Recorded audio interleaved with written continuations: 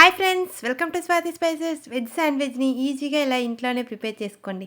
ముందుగా ఒక కళాయి తీసుకొని ఆయిల్ వేసుకొని అందులో ఒక కప్పు వరకు ఆనియన్స్ను, క్యారెట్ను, అలానే క్యాబేజీ తురుమును, గుండుగా తరిగిన పచ్చిమిరపకాయలను, గుండుగా తరిగిన టమాటాలను అన్నీ మిక్స్ చేసుకొని రుచికి సరిపడా ఉప్పేసి టమాటా సాస్ను కూడా యాడ్ చేసి మొత్తాన్ని కర్రీని ప్రిపేర్ చేసుకొని పక్కన పెట్టుకోండి.